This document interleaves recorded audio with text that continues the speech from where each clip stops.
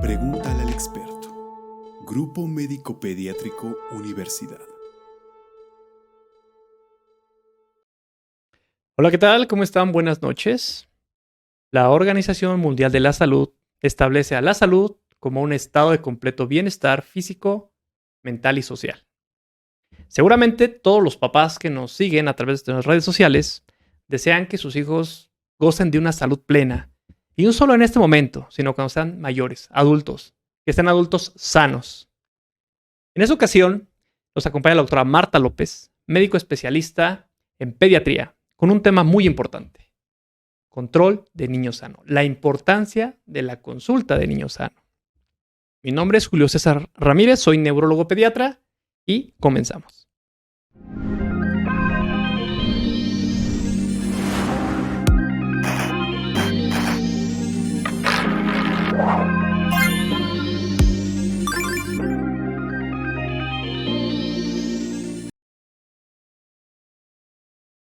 Tienda en línea del Grupo Médico Pediátrico Universidad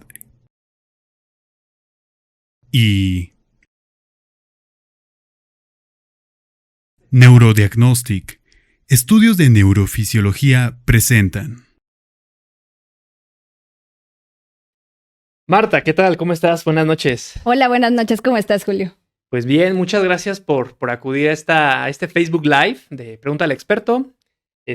Un tema muy, muy importante que a veces considero que como médicos, papás, personas que se encargan de hacer la salud pública, como que no le dan la importancia a este tema.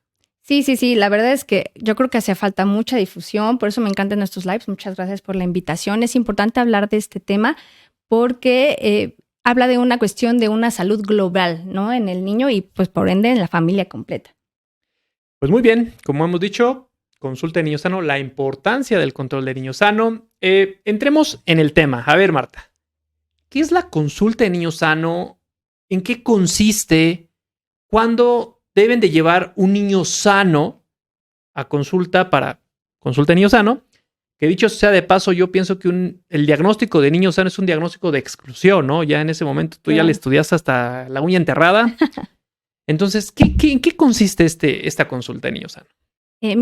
Yo soy fiel creyente de que la mejor medicina que nosotros podemos tener, más que la medicina resolutiva, es la medicina preventiva. Entonces, la consulta del niño sano es esto, es una valoración integral del chico. Vamos a ver antecedentes, historia clínica completa, una valoración general de tu bebé, para que de ahí partamos de qué encontramos, de qué no encontramos y verificar que realmente haya salud en el niño.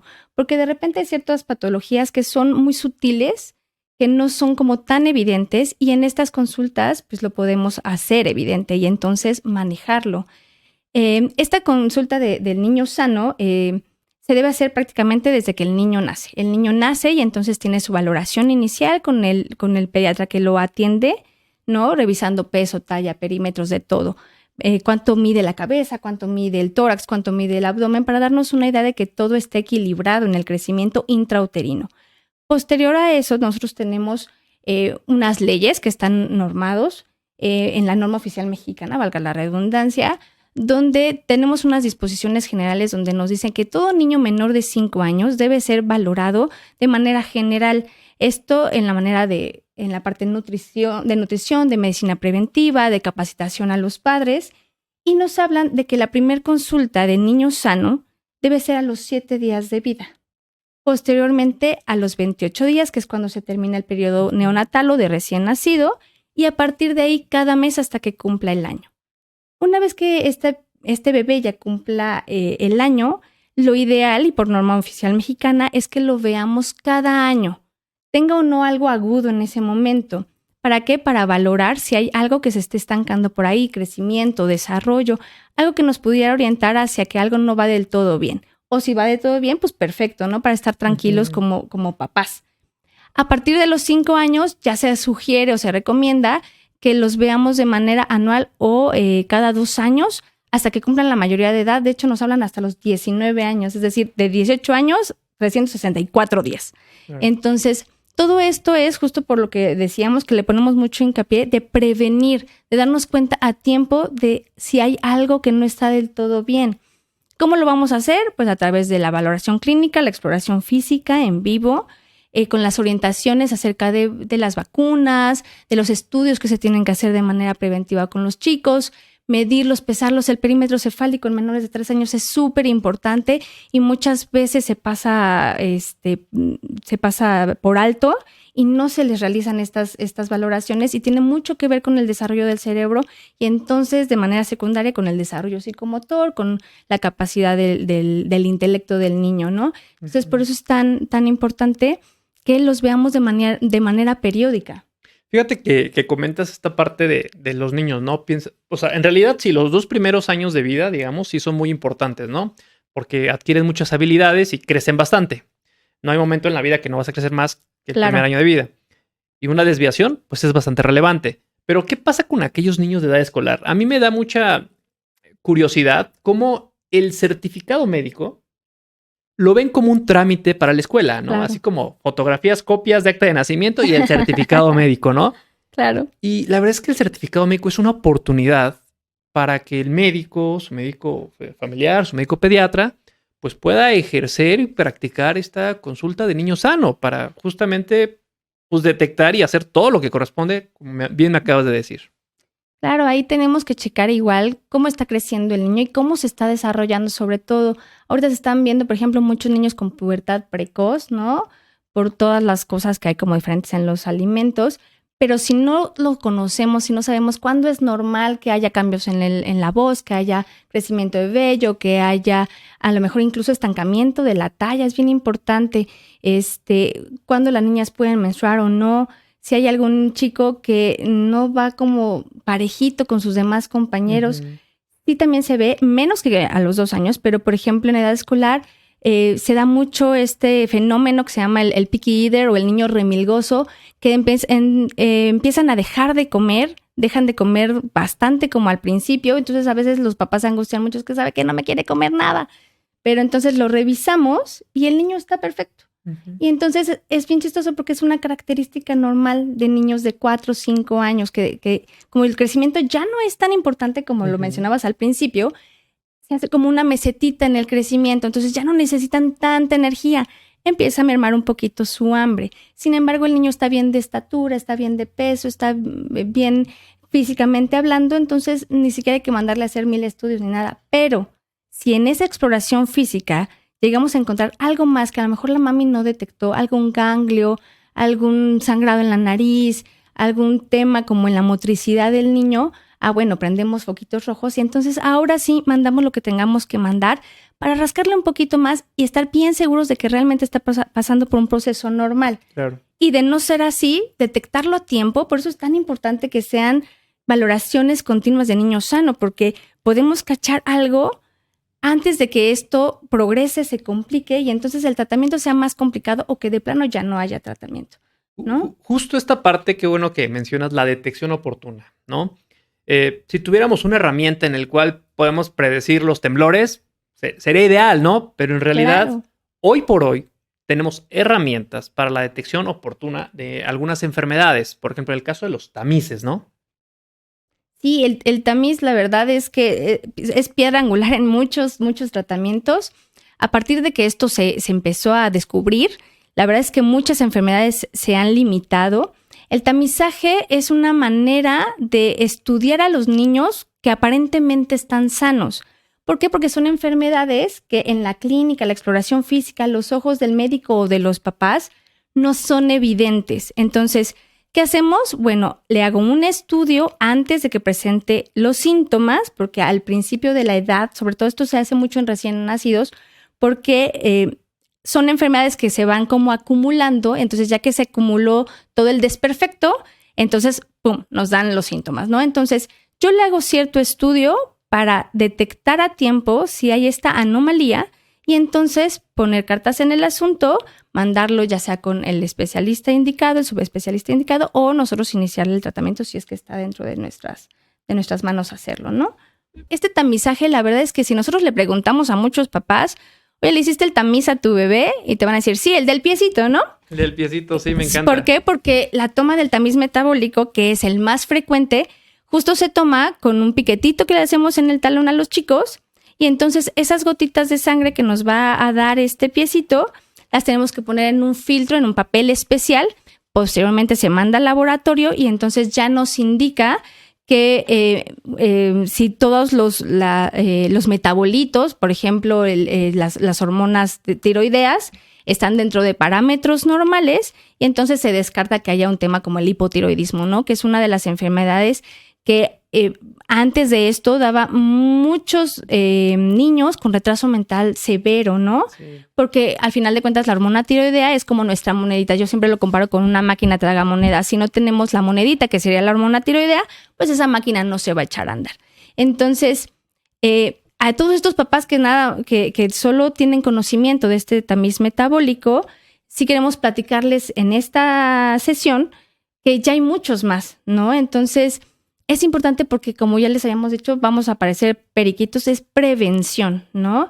El tamiz metabólico, entonces, hay el básico, que es el que regularmente se hace, pero también hay ampliado porque hay muchísimos metabolitos que se pueden llegar a dañar y que no nos vamos a dar cuenta hasta que ya nos dan algunos síntomas. Entonces, si yo le hago este tamiz a mi bebé, con un pequeño piquetito, que de hecho es creo que el más invasivo de todos. La verdad es que son pruebas bien tranquilas para los niños. Lloran, obviamente. Sí, pero la verdad es que prefiero 1000 veces ese piquete, pero sabes que estoy detectando que hay fenilcetonuria, que hay hipotiroidismo, que hay galactosemia, cualquier enfermedad que cambiando la dieta o dando algún tratamiento vía oral, yo lo voy a moderar para que no siga avanzando y entonces evitar, sobre todo, complicaciones. Claro. Y la complicación más grave, pues incluso el fallecimiento temprano del paciente en ese caso. Entonces, si nosotros lo detectamos a tiempo, evitamos todo este tipo de padecimientos y de sufrimientos pues, en general de la familia, ¿no? Sí, justo como dices, el tamiz es detectar antes de que sea un problema, ¿no? Y pasa como en el caso del tamiz auditivo, ¿no? Como tú dices, sí es detección oportuna para prevenir alguna complicación, por ejemplo, del lenguaje.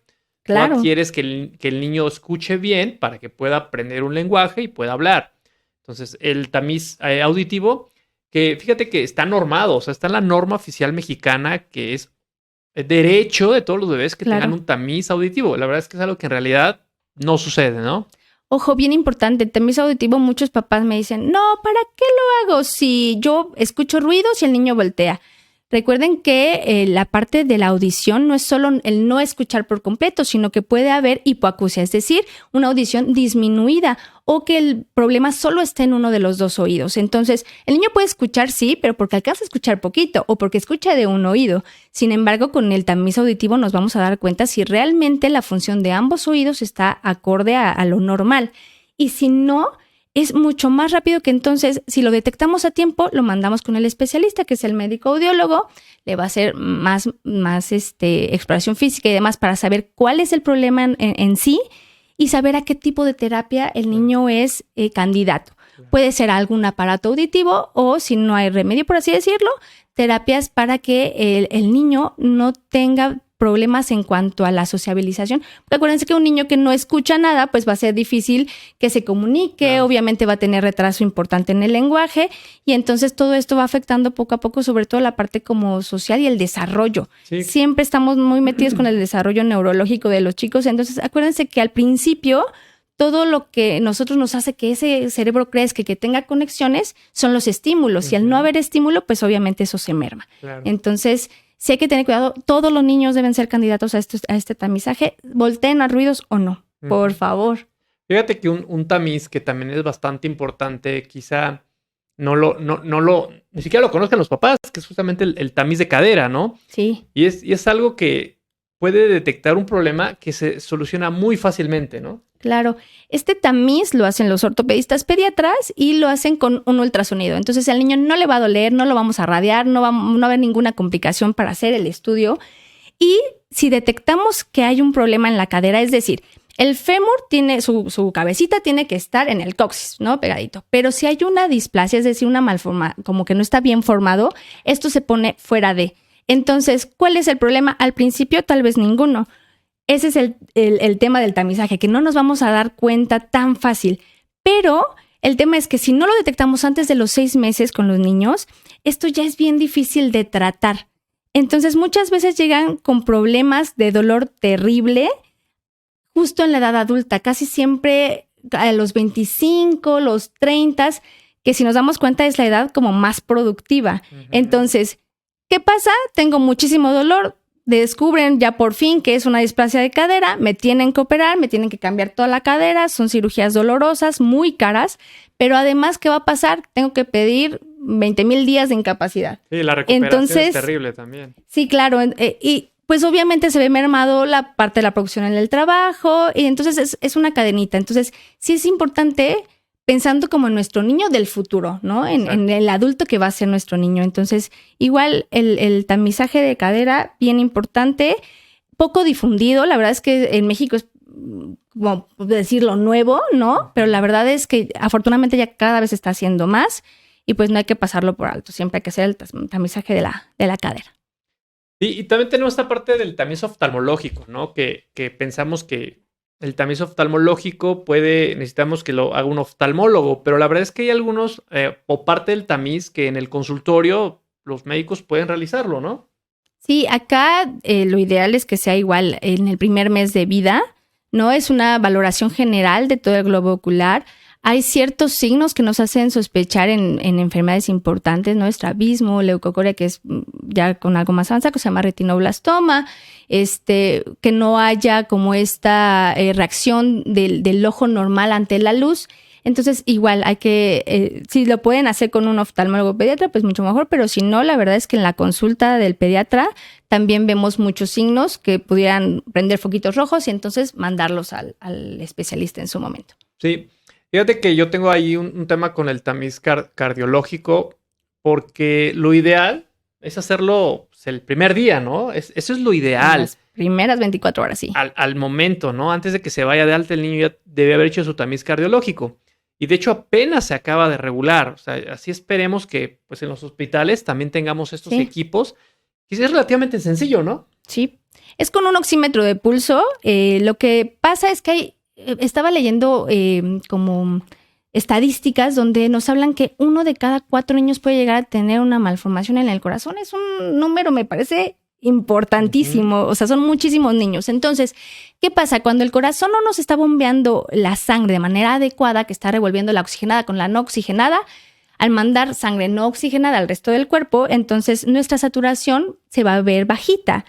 Con un oxímetro de pulso, que creo que todos compramos ahora que fue la pandemia, que ponemos en el dedito, en el caso de los neonatos es en el piecito o en el bracito, para ver el oxígeno que está pasando por esa sangre. Si ese oxígeno es muy bajito, nos hace entonces sospechar de estas alteraciones cardíacas y ahora sí, antes de que se vaya a su casa, porque a veces es bien importante porque, como les repito, hay enfermedades que no se ven hasta que no pasa como lo peor.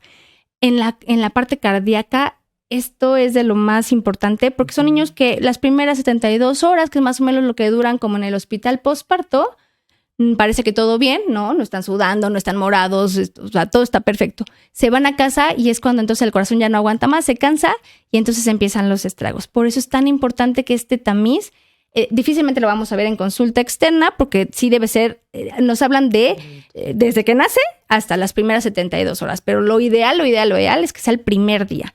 Sí, hay algo importante, es que no entiendan que el que compramos, ¿no? El tamiz se puede hacer, porque los dos son chiquitos.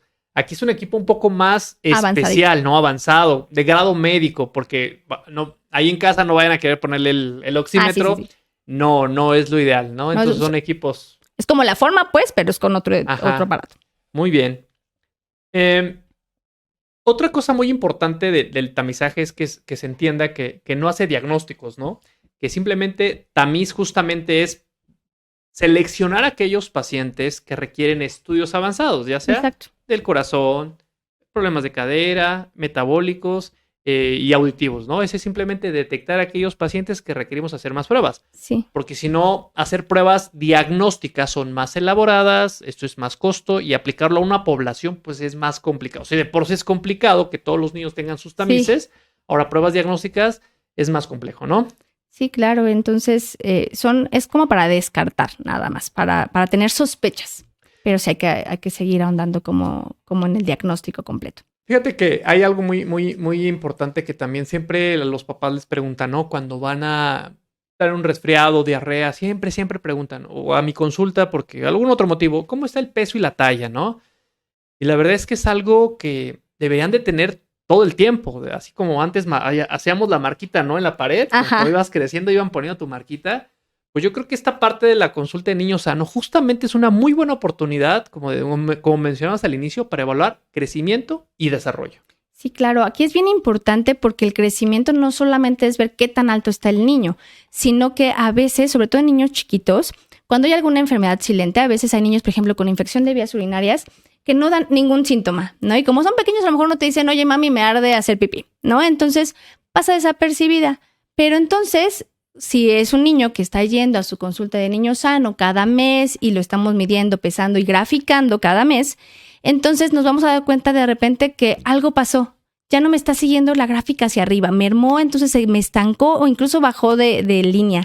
Entonces, yo no le encuentro más nada, hay que entonces mandar a hacer ciertos estudios para ver qué está pasando.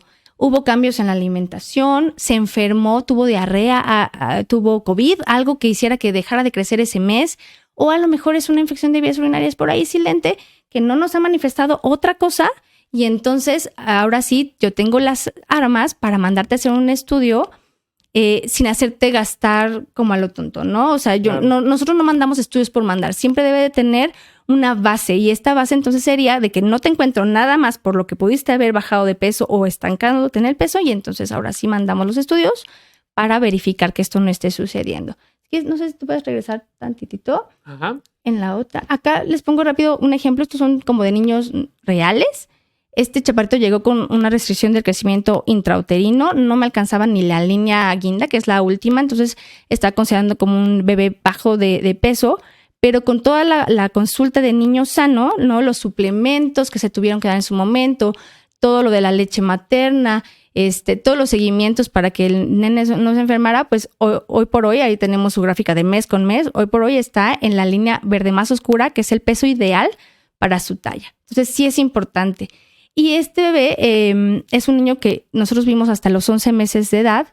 Los meses previos, los papás por llenar el albumcito tenían peso, talla que ellos mismos habían tomado. Entonces yo les dije, ¿sabes qué? Pásamela para ver cómo le ha ido, ¿no? Y entonces aquí podemos ver que el niño iba como súper bien, pero a los 6 meses algo pasó, tuvo algo que ver con la alimentación complementaria y entonces se me estancó. Al momento de que ya lo detectamos por medio de esta gráfica, se modificó esta parte de la alimentación complementaria y otra vez vamos para arriba. Todavía no hemos alcanzado como metas, pero al menos ya vemos que está mejorando la parte del crecimiento de este bebé y esto es lo que se detecta con este tipo de consultas constantes de niño sano. Sí, fíjate que ahí hay un dato que para mí es muy importante y es el perímetro cefálico. De repente llegan porque por algún motivo su cabeza es pequeña. Uh-huh. Es algo que los papás no le dan mucha importancia, pero así como está esta tabla, debería tener sus tablas de perímetro cefálico, porque a lo mejor nació con cabeza pequeña y ha ido creciendo acorde a su canal, ¿no? Uh-huh. Inclusive la cabeza pequeña o cabeza grande puede ser un tema familiar, ¿no? No necesariamente de un problema, ¿no? Ahora, lo contrario, si de repente el niño se estanca en el crecimiento de su cabeza, pues seguramente algo está pasando. Y si no tengo perímetros cefálicos previos, no habría manera de yo detectarlo. Entonces, muy importante, perímetro cefálico, aprenderlo también muy bien y darle esta importancia, no solo peso y talla. Y esto me lleva al tema del desarrollo, porque sí, claro, el crecimiento de la cabeza va asociado con el desarrollo de funciones, ¿no? Y habilidades. Llegan conmigo niños que tienen 3, 4 años y llegan por consulta de primera vez, el niño no dice una sola palabra. Y digo, ¿qué?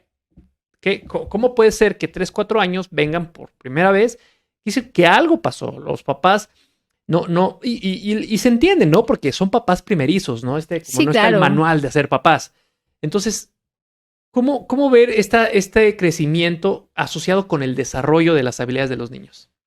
Sí, aquí es bien importante. De hecho, justo también lo que tú decías, a lo mejor es muy cabezón porque así es toda la familia, o a lo mejor tiene la cabeza chiquita porque así son todos, o porque él es chiquito todo, ¿no?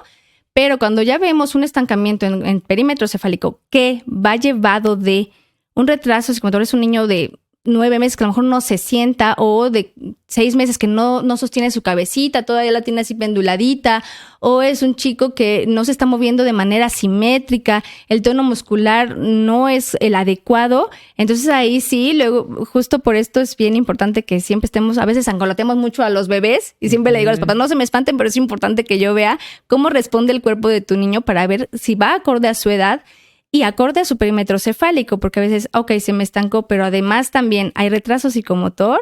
Entonces, aquí hay algo más, hay que hacer más estudios, hay que ver por qué se está mermando esta parte y entonces mandarlo como al experto, ¿no? Al neurólogo pediatra en este caso, o si es algo que no implique alguna otra patología, a lo mejor necesitamos como rehabilitación, hay que ver. Justo por eso les decía al principio que es bien importante que los valoremos para saber su historia clínica, porque a lo mejor es un niño prematuro, a lo mejor es un niño que tuvo algún tema desde inútero y demás, y todo eso nos hace actuar de manera distinta, porque el panorama de cada niño es diferente, ¿no? Y importante, los niños sí tienen que hablar a esa edad, a veces los abuelitos o los tíos, los mismos papás lo minimizamos un poquito, es que está consentido, ¿no? Entonces no, siempre acudan con su pediatra ante cualquier duda. Es mejor que nos lo digan a tiempo. ¿Por qué? Porque es mucho más fácil dar terapia a un niño más chiquito porque va a haber menos complicación. ¿Sale? Sí, eso es muy importante. Y ahorita en pandemia, la verdad es que el tema de falta de interactuar con niños ha llevado a que pues, los niños no hablen, ¿no? Sí. Ya no tienen tantos primos de hermanos. Entonces, sí, el tema del lenguaje ahorita sí ha sido un tema de todos los días en mi consulta. Y tocando un tema de prevención de enfermedades, desgraciadamente es frecuente que yo acuda a sala de urgencias por accidentes, ¿no? La clásica andadera, ¿no? La andadera, yo les digo que cómprenla ya que el bebé tenga 70, 80 años para que no se tropiece, como el de OP, ¿no? Que ande con su andadera. Okay. Antes de eso, generadora de accidentes, ¿no? Cómo poder prevenir este tipo de accidentes, que es parte también de la función, y cómo poder prevenir enfermedades infectocontagiosas. Ok, acá es importante porque es una pelea con lo de la andadera. Yo también estoy peleada con la andadera. Mucha gente se me sigue aferrando, pero está comprobado. Hay artículos que nos hablan de que los accidentes se incrementan con este tipo de aditamentos. Un poquito porque la verdad es que como el niño está solito, nos podríamos como confiar y entonces distraernos. No pasa nada, ¿eh? O sea, todas las mamás y todos los papás, solo hay 2 tipos. A los que se les cayeron los niños y a los que se les van a caer. Los accidentes suceden, pero hay de accidentes a accidentes. Entonces, no nos vamos a traumar porque el niñito se cayó y estaba gateando y se cae y se da un tope. Pero sí es importante que lo que podamos llegar a evitar, lo evitemos. Entonces, la andadera, por favor, no hay que usarla. No saben la cantidad de niños que se caen rodando por las escaleras o que jalan el mantel y entonces se traen la sopa encima. También bien importante, por favor, los niños jamás deben de estar cerca de cosas hirviendo. Jamás, ni para bañarlos, ni la sopa, ni nada. El café, nada, por favor. Es importante estar como bien alerta con todo ese tipo de cosas.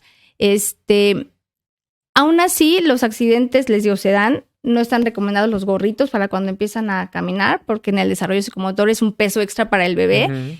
Y además, los niños, al final de cuentas, aprenden que si camino de más y me doy en la pared, me duele un poquito, pero si tengo el casco, voy a seguir chocando. ¿No? Entonces, aguanta, entonces no pasa nada.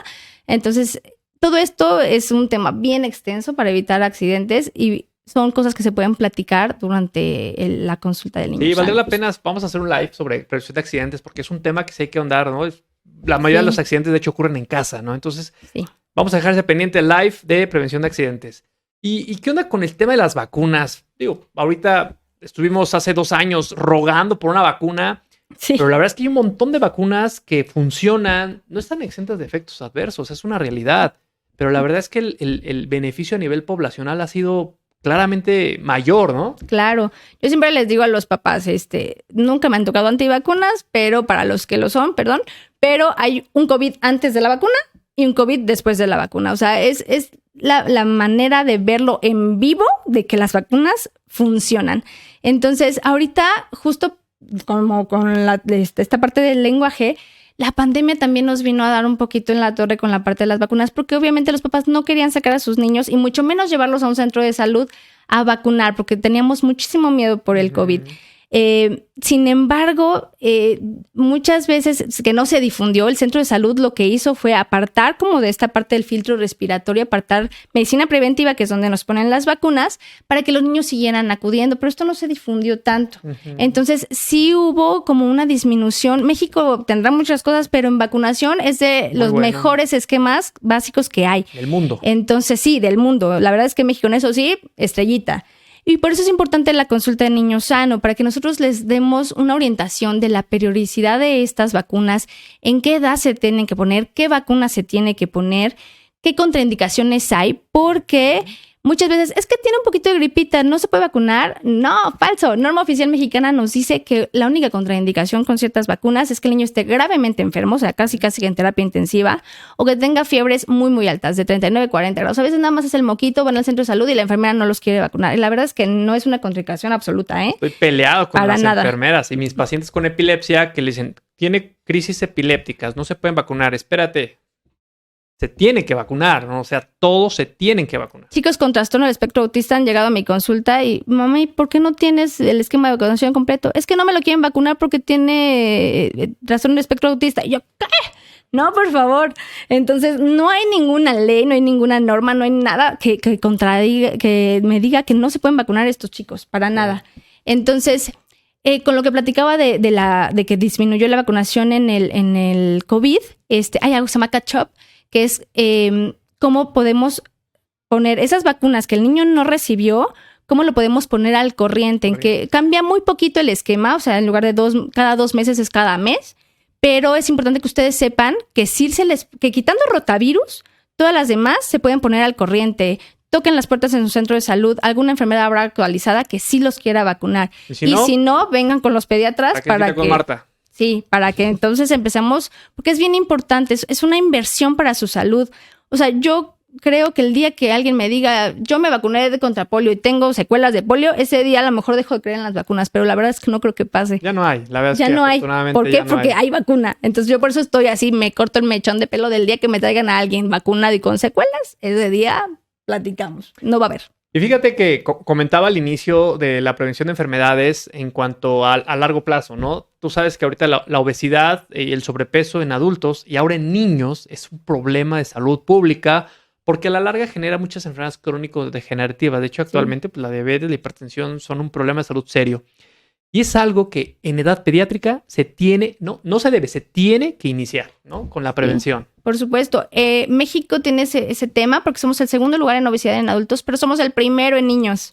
Y con la pandemia, entre el sedentarismo, que todo el día estábamos en casa, que nos aburríamos, íbamos a comernos el snack porque no sabíamos qué hacer, esto incrementó muchísimo. Entonces, es bien importante entonces que tengamos toda esta orientación sobre la nutrición de los pequeños, incluso desde recién nacidos, porque está claramente comprobado que un niño con lactancia materna exclusiva tiene menos temas con su peso de adulto. Entonces, por eso es importante que vayamos a la consulta con el pediatra para dar técnica de alimentación de lactancia materna, de preferencia que sea lactancia materna exclusiva. Si no se puede, por X o Y razón, saber qué fórmula sí, qué fórmula no. También con qué técnicas para que no le demos de más. A veces los niños parecen becerritos y me dicen, es que sabe que no quiere comer, pero ya que le haces la historia clínica y se avientan 2 litros de leche al día, comprendes por qué el estreñimiento, comprendes por qué no quiere comerse el pollito, la verdura, porque pues, está lleno de leche, ¿no? Y los dientes bien picados también, ¿no? Sí, entonces es un tema bien importante y que muchas veces tenemos como esta falsedad de que el niño cachetón, con el cachete rojito y todo, es el sanote, ¿no? El fartote. Pero en realidad no es así. Por eso hay tantas clasificaciones de normalidad. Entonces, también esta parte de no empezar la alimentación complementaria de manera temprana. No sé si ustedes han platicado con sus abuelitos, con sus papás, que no, pues es que en mi época hasta a los 3 meses ya les dábamos papilla y yo así con el microinfarto, ¿no? No los juzgo porque pues era lo que se usaba a lo mejor en ese momento y pasaba. Sí, les dan café a los bebés, no les den café a los bebés, son estimulantes que no necesitan. Entonces, saber a qué edad empezar la alimentación, con qué alimentos. Ya hay muchas cosas que se han quitado. O sea, esto de que no se daba huevo, pescado, frutos rojos, eso ya no está en uso, ya se descartó. Por eso es importante que vayan con nosotros para que les digamos qué cantidades, qué todo. Al principio muchas veces les daban como una comida, 2, ya hay nuevas actualizaciones de alimentación complementaria que nos hablan de que ya les podemos dar las 3 comidas al día desde que empecemos alimentación complementaria. O sea, hay muchas cosas de las que podemos platicar en la consulta.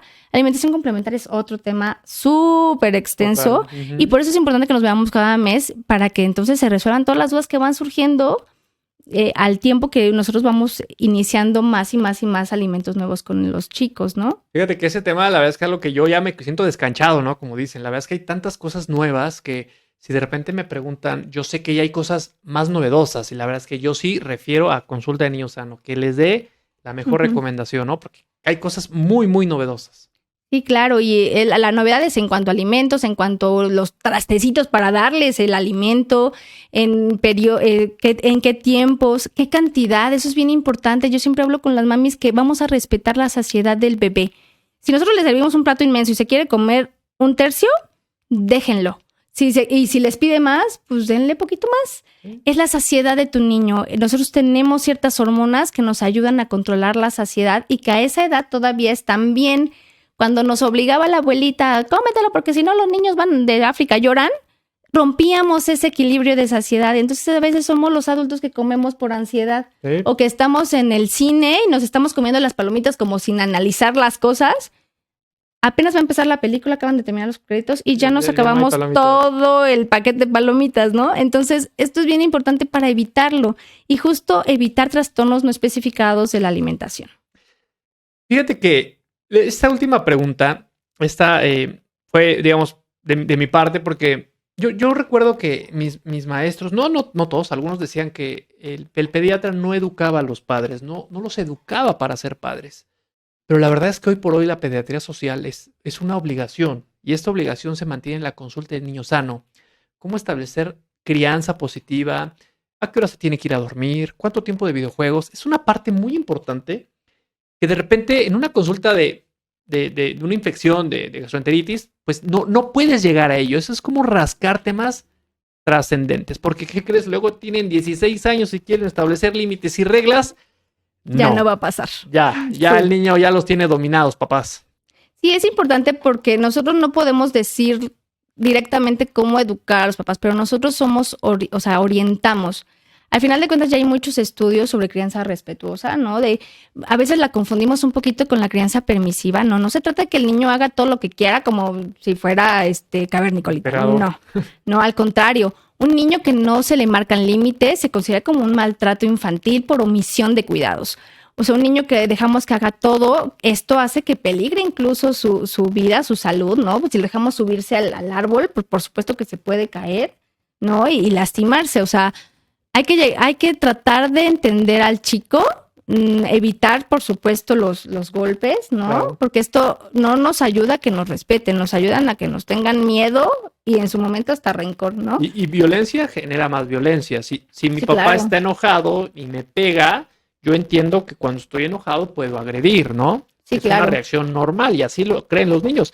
Y la verdad me encanta, ¿no? El niño con cualquier condición neurológica tirado en el piso, haciendo una rabieta, no falta la acomedida. Yo ya le hubiera puesto un manazo, ¿no? Como dicen. No. Sí, hasta que tienen los suyos, ¿eh? Con los ajenos podemos ser.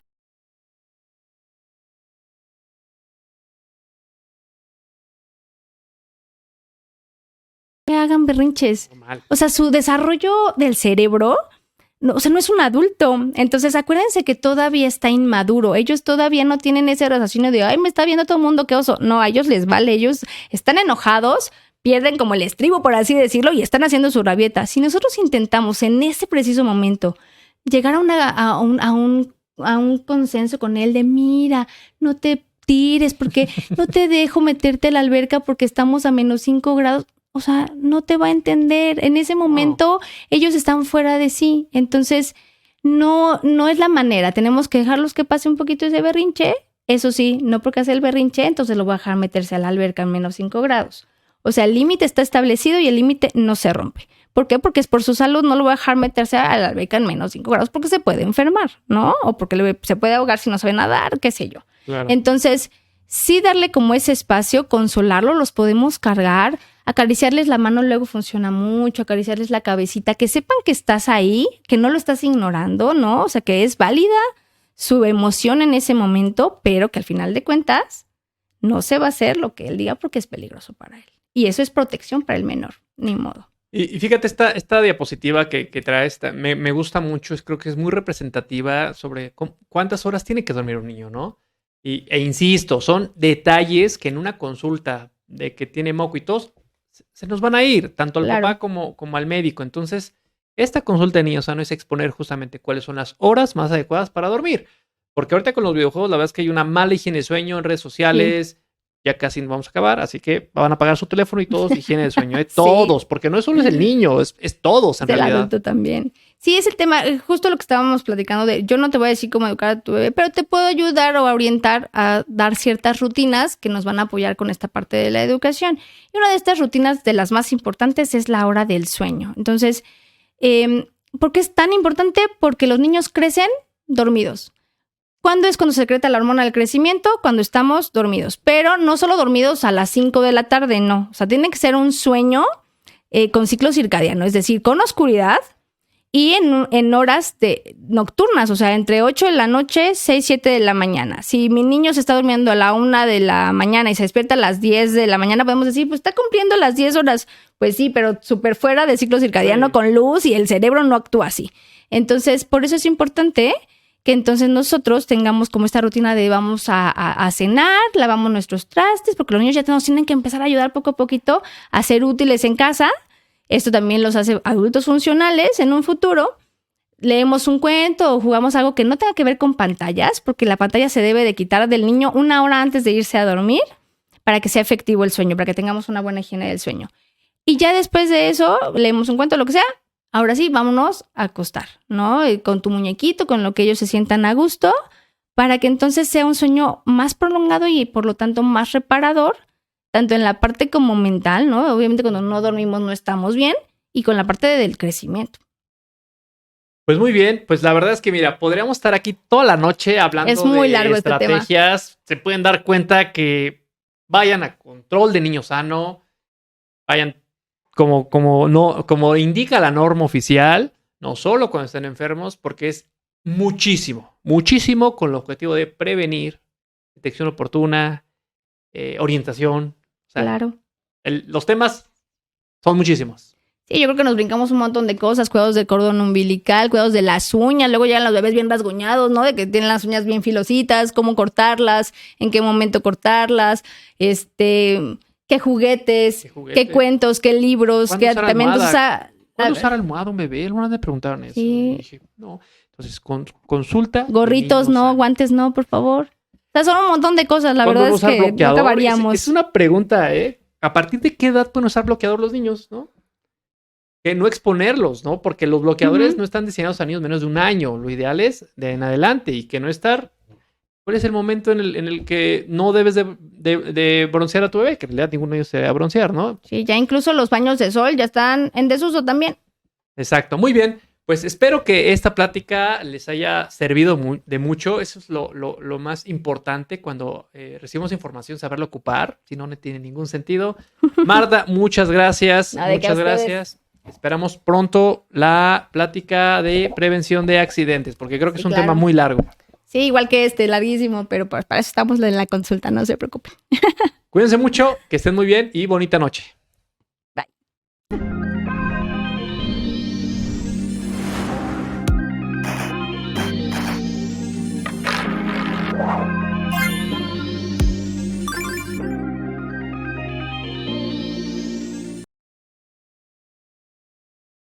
Tienda en línea del Grupo Médico Pediátrico Universidad